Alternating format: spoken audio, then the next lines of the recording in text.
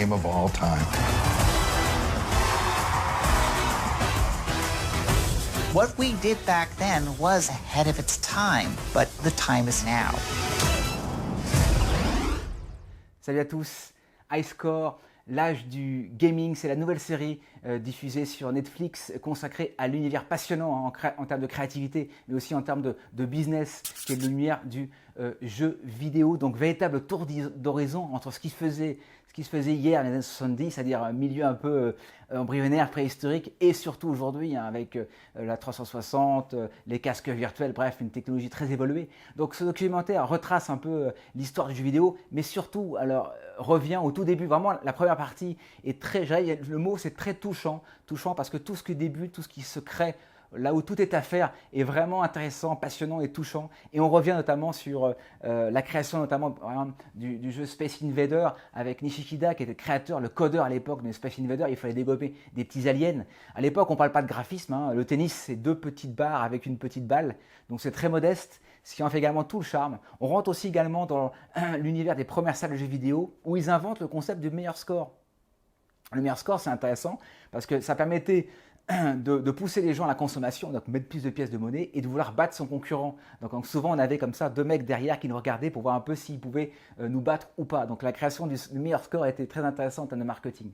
On voit également le Pac-Man. Pac-Man à l'époque c'était la folie Pac-Man, ce petit bonhomme jaune là, qui mangeait des fruits dans un labyrinthe, véritable hystérie à l'époque. On voit aussi le premier tournoi de jeux vidéo à base d'Atari 2600 avec une cartouche. Alors écoutez, là c'était vraiment très modeste, mais les gens étaient très passionnés, très dans l'engouement par rapport à la création de cette nouvelle art de vivre.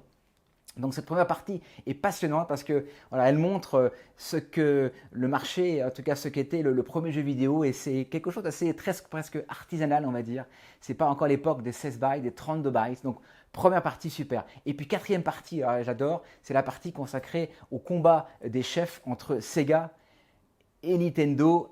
Années 80, début années 80, Nintendo occupe le marché à 100% quasiment, et Sega veut prendre sa place. Et le patron de Sega embauche l'histoire Tom Collins, qui est le patron de Mattel, et lui dit vous devez vendre 1 million d'unités sur le sol américain, et l'unité c'est la fameuse Mega Drive, Formule 1, des consoles 16 bytes, c'est la première, donc fantastique console, et Tom Collins développe une stratégie très intéressante.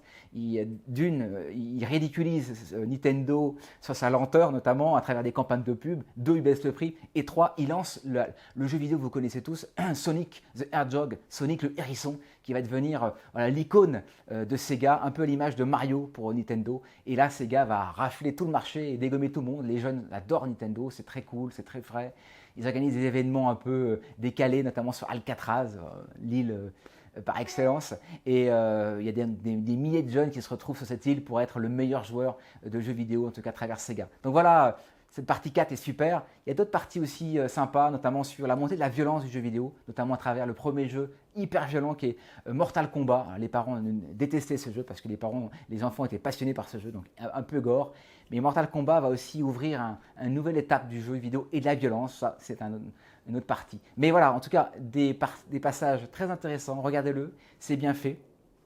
À titre personnel, j'étais plutôt Sega Mega Drive. Mais dites-moi si vous étiez Sega ou Nintendo. Moi, ça m'intéresse.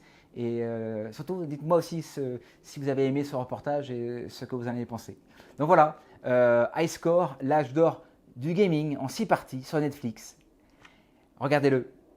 Merci à tous. Au revoir.